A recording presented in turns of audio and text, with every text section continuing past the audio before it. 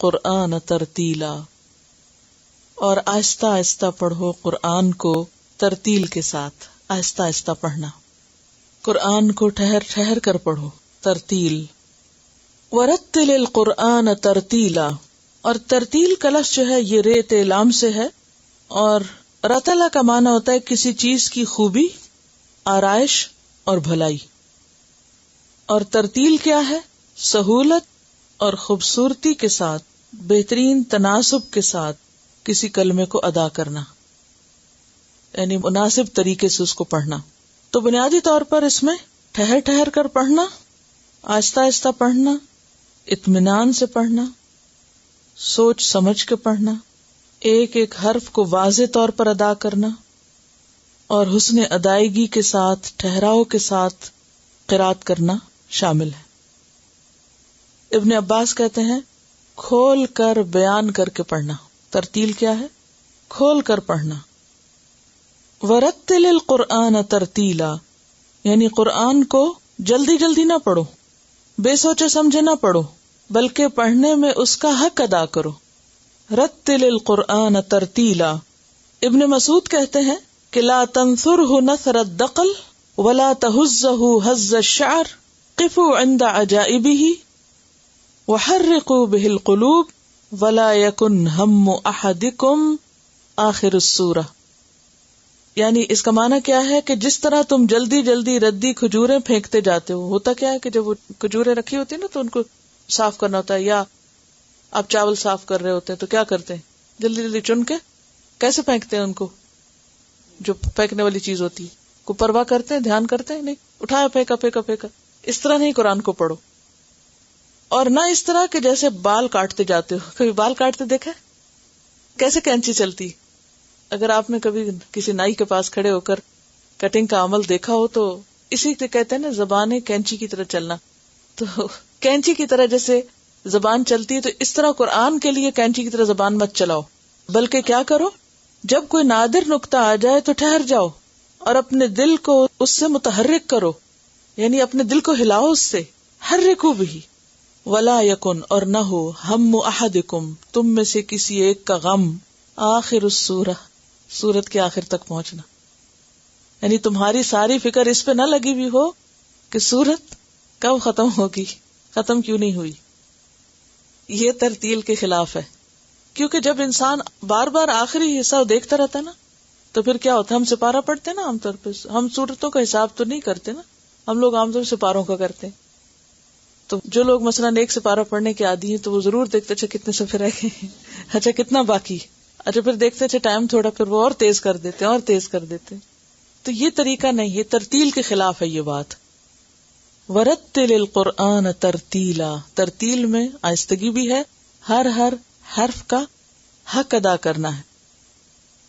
علقمہ نے ایک شخص کو اچھی آواز سے تلاوت کرتے ہوئے سنا تو اس نے کہا میرے ماں باپ اس پہ قربان، یہی ترتیل ہے۔ تو اس سے کیا پتہ چلتا ہے کہ آہستگی کے ساتھ آواز کی خوبصورتی بھی شامل ہونی چاہیے۔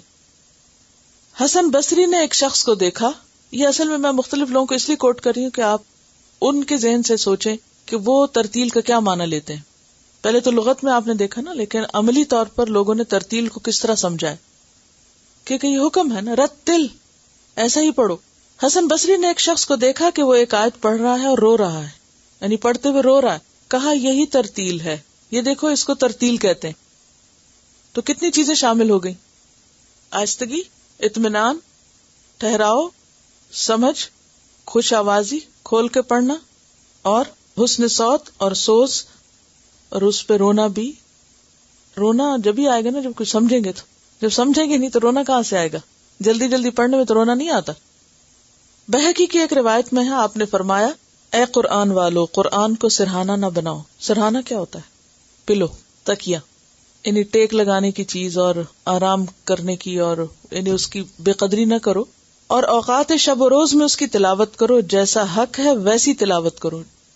جیسے قرآن مجید میں بھی آتا ہے نا، الذین آتیناہم الکتاب یتلونہ حق تلاوتہ اولئک یؤمنون بہ، اور قرآن کو پھیلاؤ، خوش آوازی سے پڑھو، غور کرو تاکہ تم کو فلاح حاصل ہو۔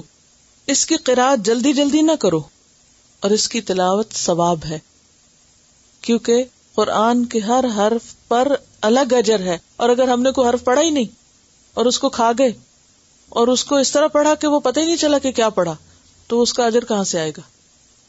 پھر اسی طرح حضرت انس رضی اللہ تعالی عنہ سے آپ کی قرأت کا طریقہ پوچھا گیا کہ نبی صلی اللہ علیہ وسلم کیسے پڑھتے تھے، تو انہوں نے کہا کہ آپ الفاظ کو کھینچ کھینچ کے پڑھتے تھے۔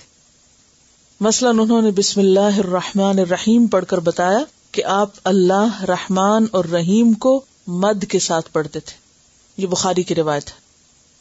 ام سلمہ رضی اللہ تعالی عنہا سے یہی سوال کیا گیا تو انہوں نے بتایا کہ حضور ایک ایک آیت الگ الگ پڑھتے اور ہر آیت پہ ٹھہر جاتے، مثلا الحمدللہ رب العالمین پڑھ کر رک جاتے، پھر الرحمن الرحیم پر ٹھہر جاتے، اس کے بعد رک کر مالک یوم الدین کہتے۔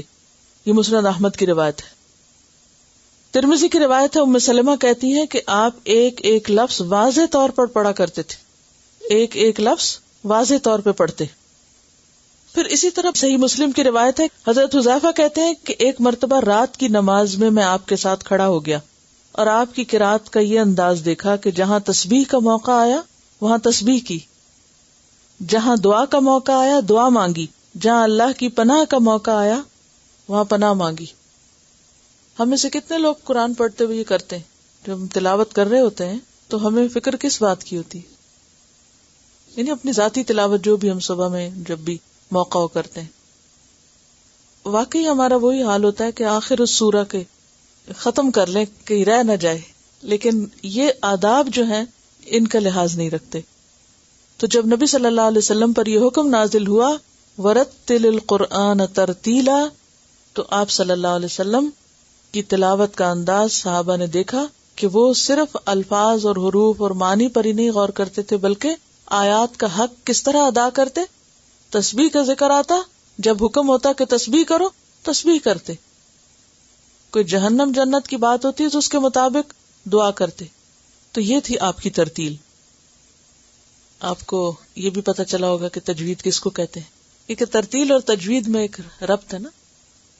یہ اللہ کی ہمارے ساتھ بھلائی اور خیر خواہی ہے کہ یہ جو کچھ ہم پڑھ رہے ہیں یہ آپ کی حسن نیت ہے کہ واقعی آپ سنجیدگی سے اس کو سمجھنا چاہتے ہیں، تو اللہ تعالیٰ اسباب بھی ایسے پیدا کر دیتا ہے، ان چیزوں کو خود بخود جوڑ دیتا ہے، اور وہ ایک چیز کے بعد دوسری جب آتی تو وہ اس کو ری انفورس کرتی اور زیادہ بہتر طور پر سمجھ میں آتی۔ تو یہ جو ترتیل ہے اور تجوید ہے اس کا اہتمام بہت ضروری ہے۔ قرآن قیامت تک کے لیے ایک معجزہ ہے، معجزہ خالدہ اس کو کہتے ہیں، زندہ کتاب ہے، اور ہر روز کچھ نہ کچھ رہنمائی اس دن کے مسائل کے اعتبار سے ہوتی ہے۔ تو دہرا دیتی ہوں کہ رتلا کا معنی ہوتا ہے ترتیب سے ہونا، اور قرآن کو ٹھہر کر عمدہ طریقے سے پڑھنا، اور اگر عام باتوں کے لیے لفظ استعمال ہو تو ٹھہر ٹھہر کے اچھی طرح بولنا، اور خاص طور پر معلم کے لیے بہت ضروری ہے کہ جب وہ پڑھائے یا کچھ سکھائے تو بولنے کی رفتار کو لوگوں کی سمجھنے کی رفتار سے قریب رکھے، بہت تیز نہ بولے۔ تو یہ ترتیل کا لفظ قرآن مجید کے لیے تو ہے ہی، لیکن قرآن مجید کی تفسیر کرتے وقت یا تعلیم دیتے وقت بھی اس کا لحاظ رکھنا چاہیے اور اس پر عمل کرنا چاہیے۔ اور رتل کہتے ہیں عمدہ گفتگو کو، اور عمدہ گفتگو کون سی ہوتی ہے؟ جو دوسرے کی سمجھ میں آئے۔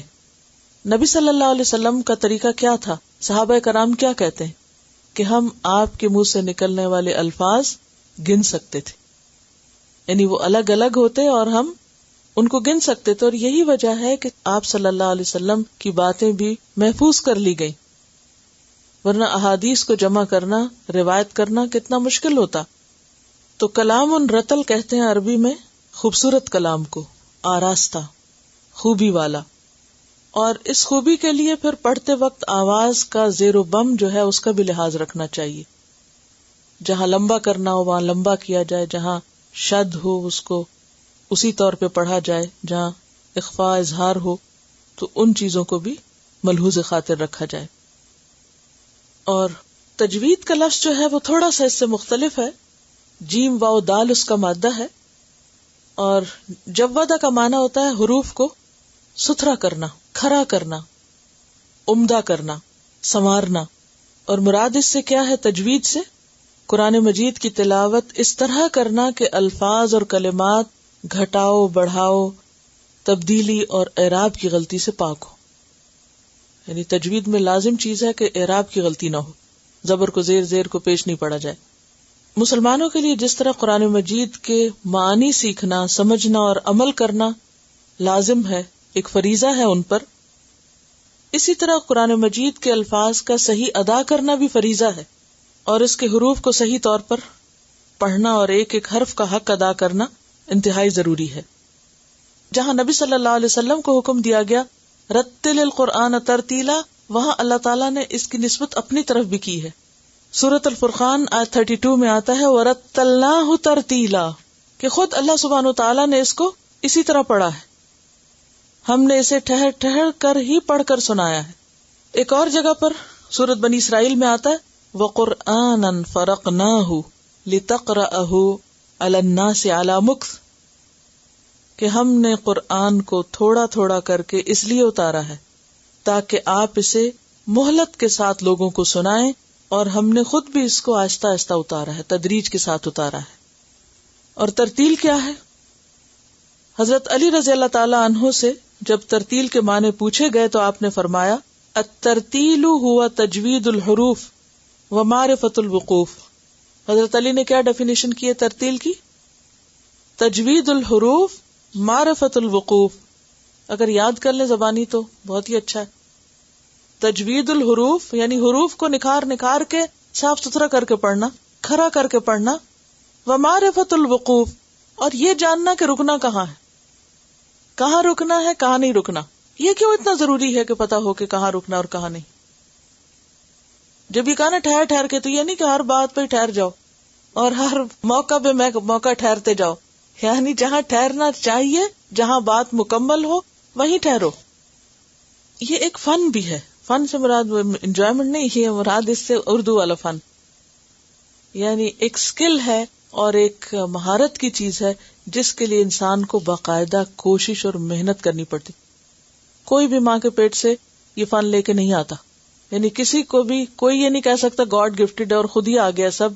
سب کو اس پہ محنت کرنی پڑتی، اور سب کے لیے لازم ہے کہ وہ اس کے لیے کوشش کرے اور اس میں مہارت حاصل کرے. یعنی یہ ایک سکل ہے، مہارت ہے، اور کسی بھی سکل کو حاصل کرنے کے لیے کیا کرنا پڑتا ہے؟ پریکٹس، کوشش، محنت اور بار بار. یعنی کوئی شارٹ کٹ نہیں ہے اس میں کہ کوئی کہے کہ وہ خود ہی آ جائے گا یا تمنا سے اور اچھے خیالات سے یہ چیز ہمارے اندر آ جائے گی. نہیں، اس کے لیے آپ کو ایکولی کوشش کر کے خود اپنا رول پلے کرنا پڑے گا، یعنی پارٹیسپیٹ کرنا پڑے گا. تو جو لوگ قرآن پڑھتے وقت یعنی تجوید کے وقت منہ نہیں کھولتے، یا یہ کہ ان حروف کو ادا کرنے کی ایفرٹ نہیں لگاتے، وہ نہیں سیکھ سکتے. یعنی بعض لوگ شاید تھکے ہوئے ہوتے ہیں یا کیا، یا وہ اس کو ضروری نہیں سمجھتے، تو صرف سننا کافی نہیں ہے. جب تک آپ ادا نہیں کریں گے اور پوری قوت سے نہیں کریں گے تو آپ اس کا حق ادا نہیں کر سکتے. یہ بے حد ضروری. ہمارے عام طور پر جب ہم چونکہ غلط پڑھنے کی عادت ہو چکی ہوتی ہے، لہٰذا پڑھتے ہوئے بھی شرم آتی، ڈر لگتا ہے. تو بجائے اس کے کہ ہم لوگوں سے ڈریں، اللہ کا ڈر ہو. اور اللہ تعالیٰ سب سے زیادہ اس آواز پہ کان لگاتا ہے کہ جو نبی کی خوبصورت انداز میں قرآن کی پڑھی ہوئی آواز ہے، یعنی جس آواز میں قرآن پڑھا جاتا ہے. اور یہ اللہ کا کلام ہے، اور جو شخص اس کو خوبصورتی سے پڑھتا ہے اللہ تعالیٰ کے قرب کا اس کے لیے ایک ذریعہ بنتا ہے. حدیث میں آتا ہے الماہر بالقرآن مع السفرۃ الکرام البررہ، قرآن کا ماہر مہارت رکھنے والے ملائک اور انبیاء کے ساتھ ہوگا. نبی صلی اللہ علیہ وسلم نے فرمایا زینوا القرآن باصواتکم، قرآن کو اپنی آوازوں سے زینت دو. ایک اور جگہ پر فرمایا من لم یتغن بالقرآن فلیس منا، جس نے قرآن خوش آوازی کے ساتھ نہ پڑھا وہ ہم میں سے نہیں. اب دیکھیں نا کہ آپ جس سے بلانگ کرتے ہیں، جس سے محبت کرتے ہیں، پھر اس کے طریقے بھی شوق سے اختیار کرتے ہیں. جس انسان کو جس کے ساتھ محبت ہو یا جس سے انٹرسٹ ہو، وہ خود بخود اس کی چیزوں اور اس کے طریقوں اور اس کے سٹائل اور اس کے ہر چیز کو شوق سے اپنائے گا، اختیار کرے گا. اور وہ حدیث بھی کہ اللہ تعالیٰ کسی آواز پہ اس طرح کان نہیں لگاتے جتنا کہ نبی کی آواز پر جب وہ بآواز بلند خوش الہانی کے ساتھ قرآن پڑھتے ہیں.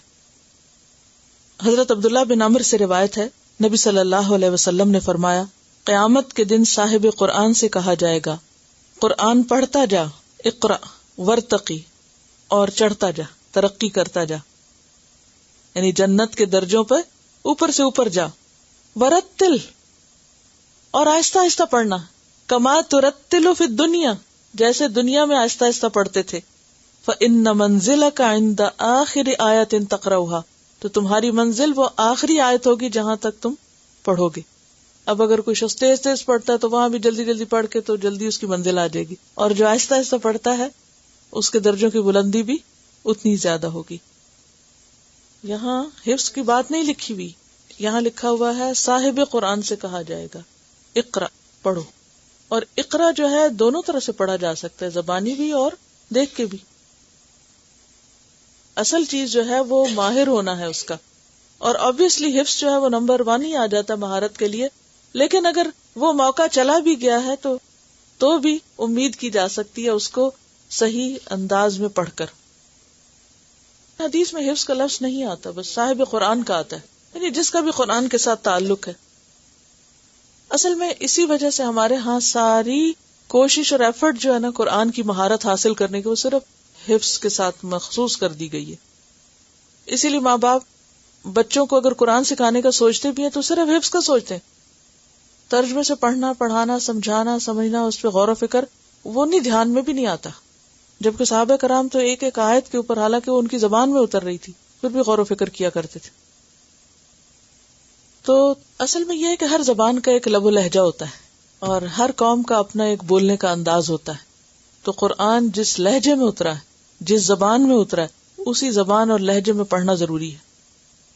ٹھیک ہے ہر انسان کا پھر وہ لہجہ پلٹنا مشکل ہوتا ہے، لیکن اگر بچپن میں کوشش کی جائے تو عربی لہجہ اختیار کرنا بھی مشکل نہیں. مگر انسان بڑے ہو کے بھی جتنی کوشش کرے کر سکتا ہے. پھر اصل چیز کوشش ہے، کوشش کے باوجود کوئی نہ کر سکے تو بھی دگنا اجر ہے. اصل میں بات یہ ہے کہ جب ہم حروف کو صحیح طور پہ ادا نہیں کرتے تو معنی بدل جاتے ہیں. یعنی اگر آپ سین اور صاد کو درست نہیں ادا کرتے یا ضاد اور زا کو نہیں، اب مثلا ضربہ کا معنی ہوتا ہے مارنا، اور ضربہ زا کے ساتھ پڑھے تو معنی ہوتا ہے مویشیوں کو باڑے میں بند کرنا، بالکل ہی معنی الٹ جاتا ہے. تو ابن الجزری کہتے ہیں کہ تجوید کے ساتھ تلاوت ضروری اور لازم ہے. جو شخص تجوید سے قرآن نہ پڑھے وہ گناہ گار ہوگا. یہ عربی میں ان کا شعر ہے، والأخذ بالتجوید حتم لازم من لم یجود القرآن آثم لأنه به الإلہ انزل، کیونکہ اسی کے ساتھ اللہ نے اس کو اتارا تھا. وہکذا منہ الینا وصل، اور اسی طرح ہم تک پہنچا ہے، تو آگے بھی اسی طرح ہمیں پہنچانے کی ضرورت ہے. اور خاص طور پر اگر ہمارا انداز بہت عربی نہ بھی ہو سکے تو جو قرآن کا حق ہے اور جو اس کی ضروری اور اہم چیزیں ہیں ان کی پابندی ضروری ہے، یعنی جو فرض کے درجے میں آتی ہیں چیزیں. ایک حدیث میں آتا ہے کہ اللہ تعالیٰ محبت کرتے ہیں اس بات سے کہ قرآن کو اس طرح پڑھا جائے جس طرح یہ نازل کیا گیا. تو یہ کیسے پتہ چلے گا کہ ہم اس طرح پڑھ رہے ہیں؟ حضرت عائشہ کہتی ہیں نبی صلی اللہ علیہ وسلم قرآن کو آہستہ آہستہ اور الفاظ کو علیحدہ علیحدہ کر کے تلاوت کرتے تھے. اور پھر حضرت انس کی بات حضرت ام سلمہ کی آپ نے سنی. آپ نے وارن بھی کیا کہ قرآن کو عربوں کے لب و لہجے کے مطابق پڑھو، اہل فسق اور کبائر کے لہجے کی طرح نہ پڑھو، یعنی فاسقوں کے لہجے کی طرح نہ پڑھو. اور ایک اور چیز یہ ہے کہ جہاں اس کے پڑھنے میں آواز خوبصورت ہونی چاہیے، اہتمام سارے ہونے چاہیے، وہاں اپنے آپ پر بھی تھوڑی سی توجہ دینی چاہیے کہ پڑھتے وقت ایسی حرکتیں ہم نہ کریں کہ جس سے قرآن کے ادب میں خلل آئے. مثلاً بہت زیادہ ماتھے پہ بل لے آنا یا پلکیں جھپکنا یا بہت گلا پھاڑ کے پڑھنا یا اس طرح کی جو شکلیں بنانا کہ جس سے انسان ان نیچرل سین ایک دکھائے، تو یہ بھی پسندیدہ نہیں. یعنی پڑھتے وقت خود بھی نیچرل رہیں، ریلیکس ہو کر پڑھیں، منہ کو ٹیڑھا کر کے اور بہت گرجدار آواز میں، یا ان نیچرل نہیں ہو، یعنی بی نیچرل. بہت زیادہ خوبصورتی کس سے آتی ہے؟ جب آپ نیچرل رہتے ہیں، جو آپ ہیں وہی ہوتے ہیں. جب ہم اوپر ایک پریٹینڈ کرنے لگتے ہیں نا اور ایک خول چڑھا کے بولنے لگتے تو اس سے وہ خوبصورتی ختم ہو جاتی ہے. کیونکہ اللہ تعالیٰ نے ہمیں اس چیز کا تو مکلف نہیں کیا جو ہمارے بس میں ہی نہیں. اگر ہماری آواز یا ہمارا لہجہ بالکل ویسا نہیں تو اب ہم اس کو آرٹیفیشل نہ کر لیں، کوشش کر کے نیچرل رہنے دیں. وَرَتِّلِ الْقُرْآنَ تَرْتِيلًا، اور قرآن کو ترتیل کے ساتھ پڑھو.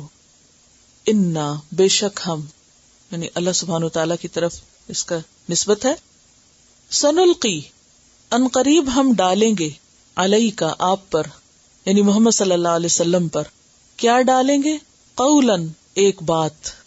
اب یہ کیا بات ہے؟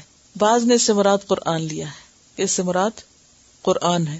بعض نے کہا کہ اس سے مراد نبوت کی ذمہ داری ہے، لیکن اصل بات یہ ہے کہ یہ قرآن ہی ہے. انا سنلقی علیک قولا ثقیلا، ہم آپ پر بہت وزنی بات ڈالنے والے ہیں. ثقیل، ثقل سے، ثقیل کس کو کہتے ہیں؟ بھاری کو، بوجھل. تو قرآن کو یہاں کیا کہا جا رہا ہے کہ قرآن ایک بہت وزنی چیز ہے، جس کے بارے میں آپ پڑھ بھی چکے ہیں کہ لو انزلنا هذا القرآن على جبل لرأيته خاشعا متصدعا من خشیۃ اللہ. لیکن یہ کب ہلکا ہو جاتا ہے، آسان ہو جاتا ہے؟ جب انسان شوق سے اور دل لگا کر اس کو سیکھتا ہے. وَلَقَدْ يَسَّرْنَا الْقُرْآنَ لِلذِّكْرِ فَهَلْ مِن مُدَّكِرٍ، بالکل ایسے ہی کہ نماز بھاری ہے. وَإِنَّهَا لَكَبِيرَةٌ إِلَّا عَلَى الْخَاشِعِينَ، جو خاشع لوگ ہیں ان پہ نماز بھاری نہیں، وہ ان کے لیے کیا ہوگی؟ بہت ہلکی ہو جائے گی، کیونکہ انہیں اس میں لذت آنے لگتی ہے نا. تو جس کو قرآن پڑھ کر لطف آنے لگتا ہے، جو اس کا ٹیسٹ ڈیولپ کر لیتا ہے، قرآن پھر اس کو بھاری نہیں لگتا، اس کو بوجھل نہیں لگتا، وہ بور نہیں ہوتا اس سے، وہ تھکتا نہیں، وہ اس کے لیے قولاً ثقیلا نہیں رہتا. یعنی اپنے اصل کے اعتبار سے قرآن واقعی بہت بھاری چیز ہے اور بہت غضب کی چیز ہے، لیکن جب انسان اس سے مانوس ہو جاتا ہے، اس کو سمجھنے لگتا ہے اور اس کے ساتھ سہولت سے اس کو پڑھنے لگتا ہے، تو پھر یہی چیز اس کے لیے دل کی بہار بن جاتی ہے. ان تجعل القرآن ربیع قلبی ونور بصری وجلاء حزنی وذہاب ہمی وغمی. تو پھر یہ قرآن انسان کے لیے بوجھ نہیں رہتا، اس کو اپنے لیے ایک مصیبت نہیں سمجھتا. انا سنلقی علیک قولا ثقیلا. اور اگر دیکھا جائے تو وہی اترنے کے اعتبار سے بھی یہ بہت ثقیل تھا، یعنی اس کا اترنا جو تھا وہ بھاری تھا. اس میں آپ نے وہ حضرت زید بن ثابت کی روایت پہلے بھی کبھی سنی ہوگی کہ آپ صلی اللہ علیہ وسلم ان کے پاس بیٹھے ہوئے تھے اور آپ کا یہ جو زانو یا گھٹنا تھا وہ ان کے گھٹنے پر تھا. بازو کہتے ہیں جگہ تنگ ہوتی ہے تو دو لوگ پاس پاس بیٹھے ہوئے تو ایک کا گھٹنا دوسرے کے اوپر آ جاتا ہے، تو آپ اسی طرح بیٹھے ہوئے تھے کہ وہی نازل ہونے لگی. حضرت زید کہتے کہ مجھے لگتا تھا کہ آپ کے گھٹنے کے بوجھ سے میرا گھٹنا ٹوٹ جائے گا، آپ کے زانوں کے بوجھ سے میرے زانوں ٹوٹ جائے گی، میری ٹانگ ٹوٹ جائے گی. حضرت عائشہ فرماتی ہے کہ سخت سردی کے موسم میں وہی جب نازل ہونے لگتی تو آپ کے چہرے سے پسینے کی لڑیاں بہنے لگتی تھی. ایک اور روایت میں آتا ہے، حضرت عائشہ کی روایت ہے کہ جب وہی نازل ہوتی اور آپ اونٹنی پر ہوتے تو اونٹنی موو نہیں کر سکتی تھی، اس کا سینہ زمین سے لگ جاتا، یوں لگتا تھا جیسے ٹوٹ جائے گی کمر اس کی. یعنی جس وقت وحی اتر رہی ہوتی تھی تو اس کا اترنا قولاً ثقیلا تھا، اس کا فزیکلی بھی اس کا بہت بوجھ ہوتا تھا. آپ کے اپنے جسم پر یعنی ایک شدید قسم کی مشقت ہوتی اور آپ کے اوپر بوجھ پڑتا تھا باقاعدہ، اور وہ بوجھ اگر کوئی اور قریب ہوتا تو اس کو بھی محسوس ہوتا تھا. انا سنلقی علیک قولا ثقیلا.